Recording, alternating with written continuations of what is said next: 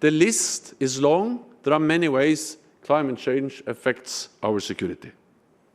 So second, we must adapt, providing our armed forces with the equipment they need to operate in extreme heat and extreme cold, training them to assist in disaster relief, reinforcing our coastal facilities against rising water levels, and addressing the security implications of more economic and military activity in the high north.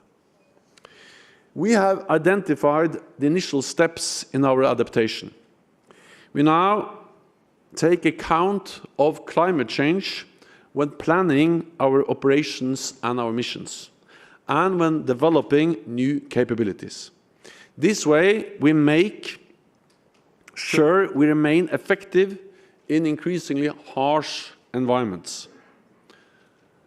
And third, we must reduce the impact of our military activities on the climate. We cannot compromise our military effectiveness. NATO is about preserving peace through a credible deterrence and defense. Nothing is more important. If we fail to preserve peace, we will also fail to fight climate change. At the same time, we also have a responsibility to reduce emissions. To this end, we have developed the first methodology for measuring NATO's greenhouse gas emissions, civilian and military. It sets out what to count and how to count it. And it will be made available to all allies to help them reduce their own military emissions. This is vital because what gets measured can get cut.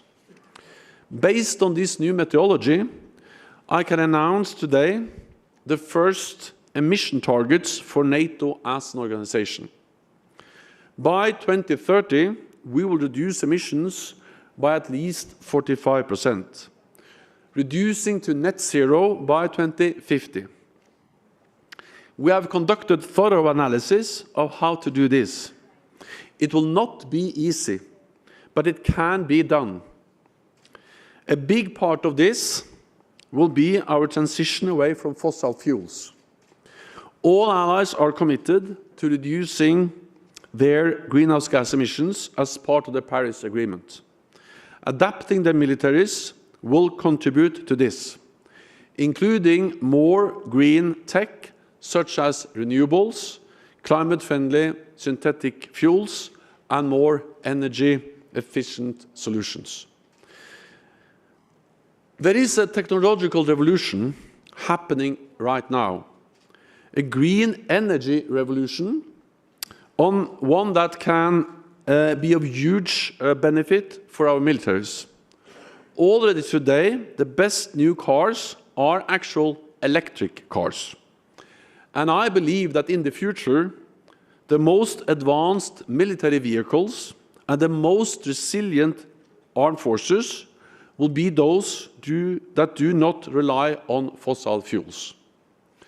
By making our equipment more efficient and by taking full advantage of new technologies, we can improve our militaries and strengthen our security, as well as help tackle climate change. It will also increase our resilience.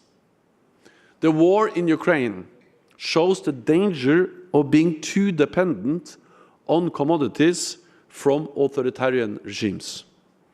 The way Russia is using energy as a weapon of coercion highlights the need to quickly wean off Russian oil and gas. At the same time, we must not swap one dependency for another. Lots of new green technologies and the rare earth minerals they require come from China. So we must diversify our energy sources and our suppliers. Another risk is creating a patchwork of incompatible systems, where all 30 NATO allies follow their own separate path towards energy security and adoption of new technologies. This would present serious risks to our interoperability.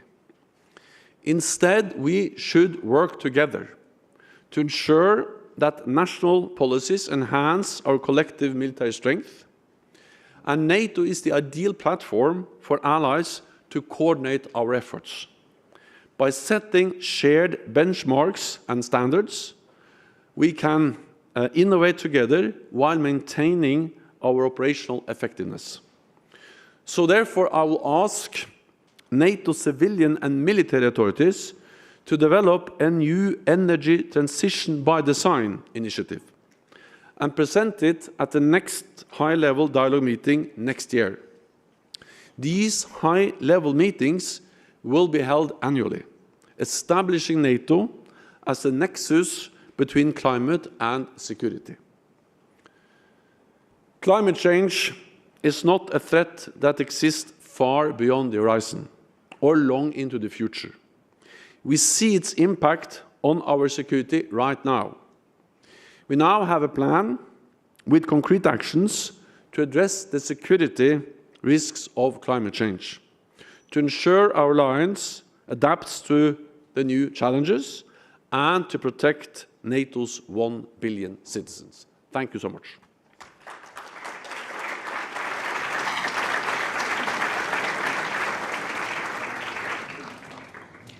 Secretary General, once again, welcome, and thank you so much for those remarks. It's fantastic to be here with you all today. My name is Hadley Gamble. I am the senior correspondent for CNBC News, covering politics and energy markets and how often they come together. Secretary General, in those remarks, essentially you were saying that energy security equals national security. It's a conversation that we've been having again and again, the two of us, for a long time now, even prior to the invasion of Ukraine. And you mentioned that working together between NATO allies is essential in terms of tackling climate change and in terms of coordinating efforts. I want to float something with you. Over the last several days, we've heard the idea of an oil cap floated amongst G7 members, what that might look like. When you think about that a little bit more broadly, could NATO lead that conversation? Because essentially you've got to negotiate with the rest of the world here. And a lot of the rest of the world blames the West and blames NATO for inflation, high energy prices, and the idea that we could at some point in the near future be talking about a food scarcity problem that could eventually lead to famine. So in terms of that oil cap, how do you think that that's actually going to get done, and will NATO lead the way? So first of all, I think that you now mentioned many challenges, and we have to understand that all of those challenges are related to the war in Ukraine, which is a brutal war of aggression by President Putin against the independent sovereign nation in Europe. The reason for the consequences which impact global energy markets, global food markets, the responsibility for that is President Putin. You have to understand that it's not the easiest way to end all these problems is just to end the war and for President Putin to withdraw his forces and end attacking a sovereign independent nation. Then I think we also have to remember that the reason why we have the challenges with, for instance, food prices and the problems of getting grain out to Ukraine is not because of our economic sanctions. There are no sanctions from NATO allies against exports of grain. So the reason why it's hard to get grain out of Ukraine, food out of Ukraine, is the war, is the Russian blockade. Then I, of course, recognize that our economic sanctions, for instance, on parts of Russian industry, on the financial sectors, also have global ramification, also for the energy markets. And therefore Europeans, NATO allies, the United States partners, they pay a price. There is no way to deny that. But that price is much lower than the price we will pay if Putin gets his way by using military force against an independent nation. It's about the price we have to pay for freedom, for upholding a rules-based international order, and ensure that the lesson President Putin learns from this war is that he will be rewarded by using this kind of brutal military force. So I'm not in any way suggesting that there is zero consequences for us economically as a NATO allies and partners by the sanctions we are imposing on Russia, but I'm saying that the most severe are direct consequences of the war itself, grain, and second, that the fact that we are paying a price is actually a price is worth paying to support the brave Ukrainian people in upholding the right for self-defense. Then on that specific issue of oil cap, well, the message from this high-level meeting and also in the assessment I delivered today was to look at the direct link between military activities, climate change and our security. And therefore, NATO will not be the forum to address something which is more directly related to the economic consequences of higher oil prices. So I would leave it to and I think it's also good that the G7 and other allies are engaging in those issues. We will focus on climate change and of course all the other core tasks of NATO, but the discussions on how to, what should I say, deal with the high energy prices, I think there are other platforms that are more suited for that than NATO. Secretary General, just as a follow-on to that, you mentioned in your comments authoritarian regimes. Were you referring to China, Russia, and perhaps OPEC members like Saudi Arabia and the UAE? So I referred to the fact that I have always believed in free trade. I still believe in free trade. I think that free trade actually fuels prosperity, growth. It's good for our economies, and division of labor has been key for economic development over centuries. At the same time, I think we need to realize that too heavy dependence on some specific commodities can create vulnerabilities for our free and open societies. And therefore, it's not as if free trade always promotes freedom. Actually, sometimes we have to be careful. And one example is too heavy dependence on gas from Russia. That was not obvious for everyone before Ukraine, but now it's obvious for everyone that the high dependence by European allies on imports of gas from Russia has made them vulnerable in a way they should never have been in the situation we are now with the brutal invasion of Ukraine. Second, I also believe that, of course, we should trade with China. China is the biggest, soon the biggest economy in the world. Trade with China has been important for many of our companies for prosperity, will be it also in the future. But we have to be aware of the same risks of too heavy dependence, for instance, on some rare earth minerals, which are key for many different technologies, including green technologies. We have to be aware of the risk of China controlling critical infrastructure. Not so many years ago, 2-3 years ago, it was a big discussion whether we should be concerned about Chinese control of 5G networks. Now I think everyone realizes that that is something that matters for our security. So we should not, in a way, in the shadow of the idea of free trade, open up and make our infrastructure vulnerable to Chinese control when we, for instance, speak about 5G networks. And then lastly, we should also realize the danger of too much what I would call naive free trade, if that leads to that we are sharing key technologies we are developing with authoritarian powers. So I'm not against trading with authoritarian countries. That will be the case, has been and will be the case in the future. But we need to be aware of the risks, the vulnerabilities, and therefore the work we now do in NATO to improve resilience, to increase awareness of these issues, and then in dialogue with allies in different ways, also ensure that we continue to be in favor of free trade, but we also have to have some limits and some guidelines on how to not create new vulnerabilities, as we have seen, for instance, with too high dependence on imports of Russian gas. Secretary General, when you think about this within the context of the current situation with regards to climate change and the energy transition, I just want to read you a couple of comments that we've heard in recent days, as quoted to CNBC. The CEO of Exxon discussing the current energy situation and saying that society is going to pay a very high price if governments and industries abandon fossil fuels too soon. The CEO of BP essentially saying that the world needs to back those who deliver the energy that the world needs today as well as tomorrow. When you think about that within the context of where we are now, there is deep concern that consumers across the West and elsewhere are going to basically face a cost of living crisis in the coming months as a direct result of the situation that we're seeing today in Ukraine. What is your message to the oil and gas community at this point? Are you willing, as NATO allies, to work with them through this transition? Should we be investing more money now, and not just renewables, but also fossil fuels today? So first of all, many NATO allies are, of course, working very closely with the industry, also the energy industry, and also those parts of the energy industry that are investing in fossil fuels. And what we see is that many of these companies, they're actually now also key in the transition away from fossil fuels.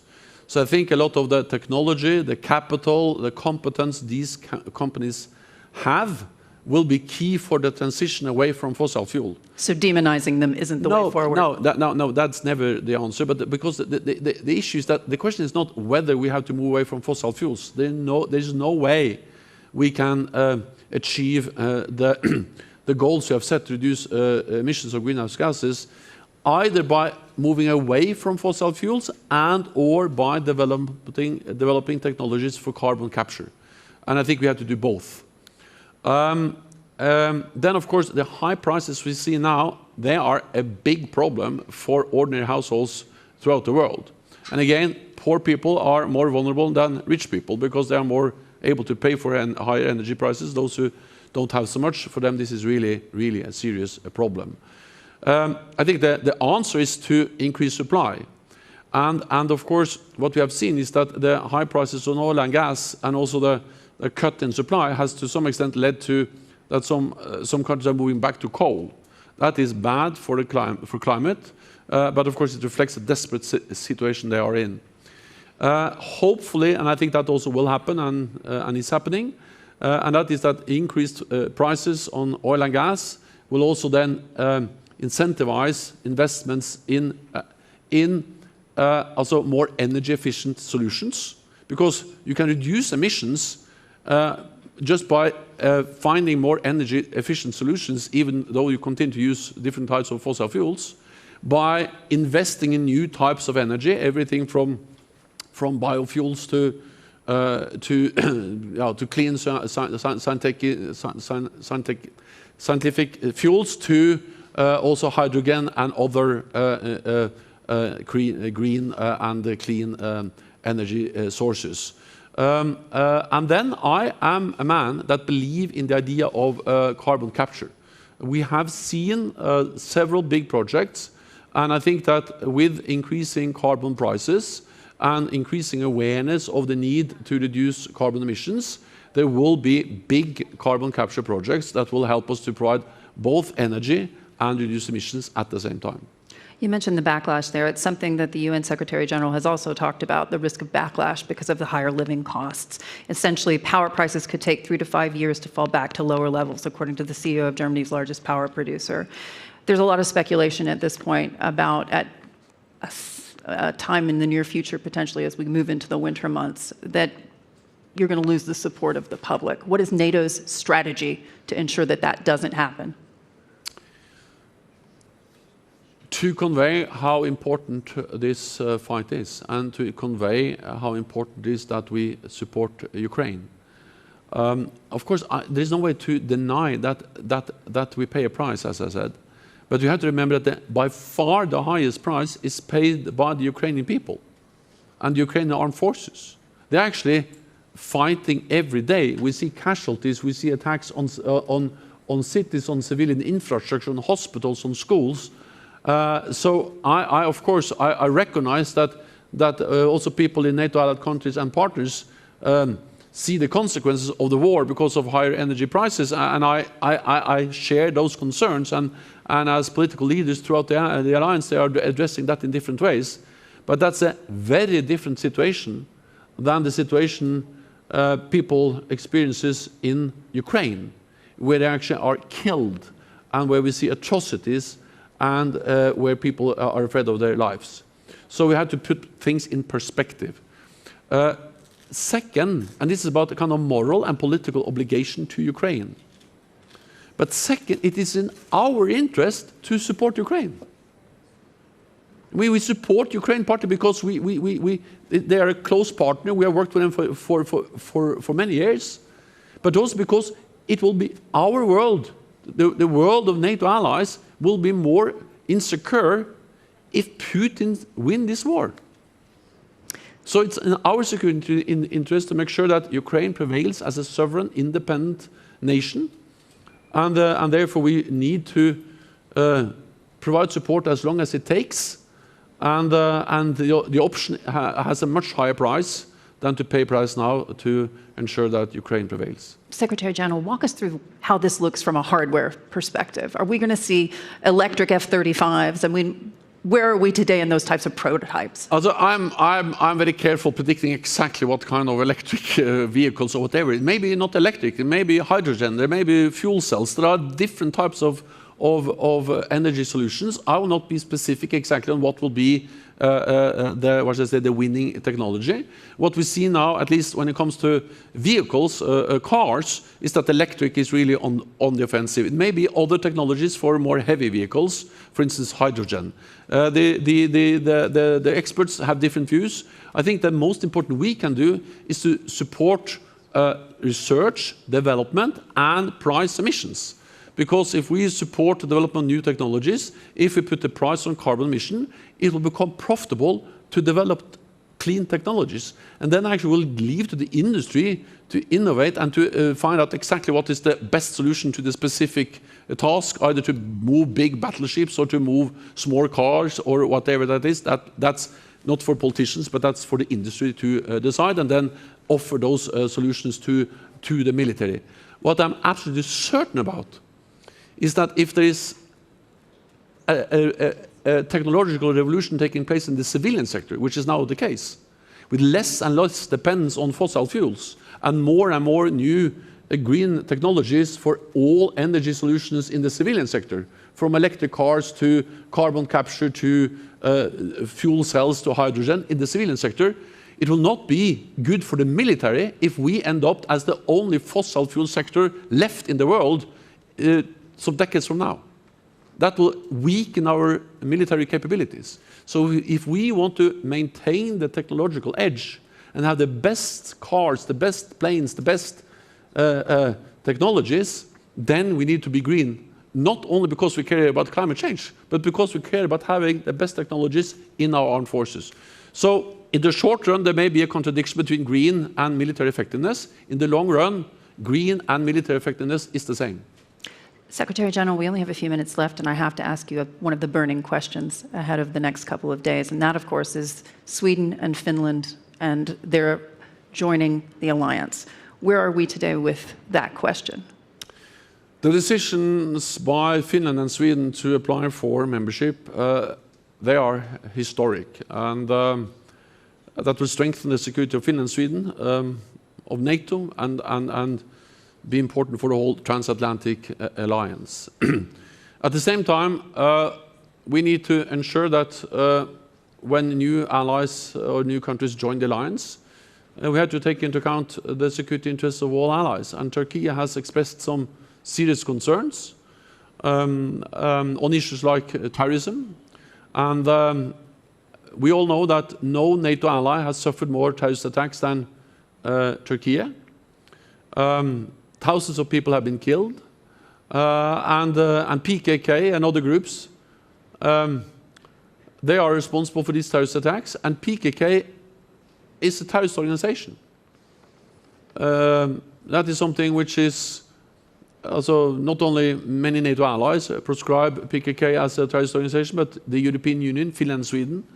So of course, to sit down then and discuss with Turkey how can we step up, do more together in fighting terrorism, which is a threat to our security, is an issue that is absolutely legitimate and important as part of the accession process we now and dialogue we now have with Finland and Sweden.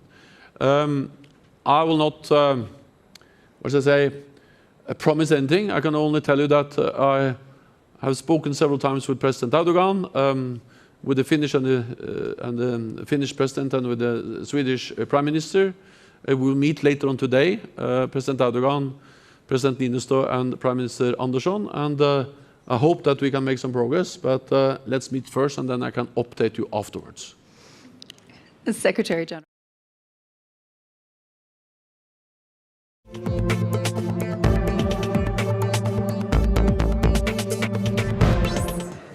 standing orders and that we continue to hear the statement without interruptions. Thank you. Presiding Officer, the path I have laid out today is about bringing clarity and certainty to this debate.